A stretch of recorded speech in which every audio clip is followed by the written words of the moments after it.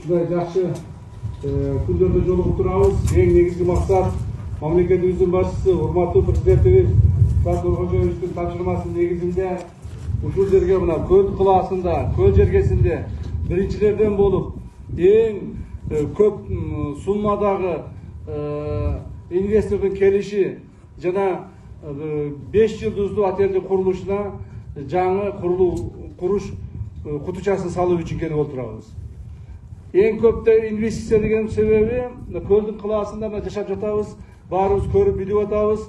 Бардык эле пансионаттарыбыз, курулган үйлөрүбүз мындай чакан гана маселе менен чечилип келген.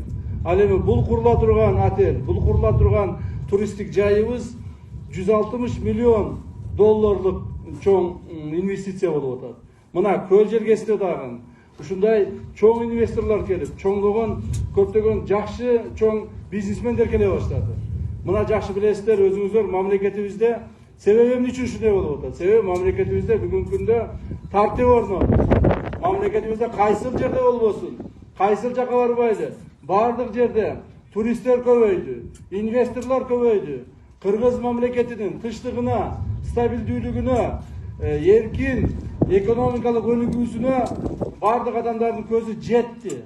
Ошондуктан моундай чоң инвесторлор келе баштады. Ушунун эң башкы маселеси, урматтуу эл журт, бул урматтуу президентибиз өзүңүздөр жакшы билгендей 4 жыл алдын мына ушул маселени алдыбызга койду эле.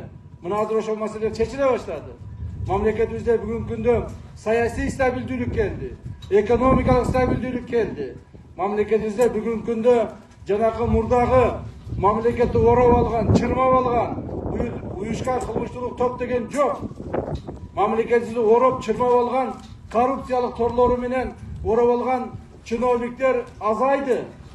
Так, мамлекетке кызматка келип, мамлекеттик кызмат аркылуу байып, өзүнүн гана чөтөгүн ойлогон чиновниктер жок болду.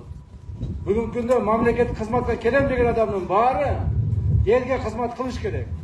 Мына ушул негизги маселе ушул коюлган тапшырманы аткаруу болуп жатат.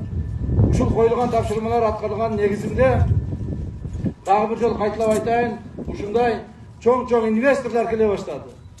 Бул бир эле көлгө келип аткан жок. Көлдүн мына суусуна кызыгып, көлдүн жээгине салайлы деп. Мамлекетибиздин бардык жагына келип атат. Эртеге туруп бүрсүгүн мына Жалал Абадта чоң аэропорт курулганга бара жатабыз. Эртең мына президентибиз өзү барып ошол курулуш кутучасын сала турган болуп атат. Жалал Абад шаарындагы Петролиум деген заводубуз бар. Мамлекетте жалгыз биздин бир кичинекей май чыгаруучу заводубуз бар эле. То есть бензин, то есть нефтени кайра иштетүүчү.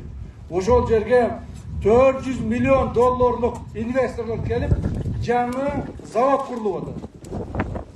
400 миллион, бул деген почти жарым миллиард долларлык келип атат. 2 жылдын ичинде куруп бүтө турган болуп атат. Ошондуктан, урматтуу туугандар, мындан ары дагы ишибиз ийгиликтүү болсун, эл журтубуз колдоп турса, Кудай буйрса, Кудай кааласа, урматтуу президентибиздин койгон тапшырмаларын так аткаруу негизинде мамлекетибизде жашаган ар бир жарандын жашоо турмушуна жакшылык келет.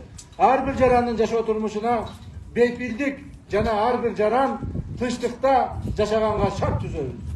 Биздин мамлекетибизде буйрса мамлекетибиз тынч, экономикалык өнүккөн, социалдык жактан корголгон, укуктук жактан корголгон жана коопсуз мамлекет болуп түзүп чыгабыз Кудай кааласа.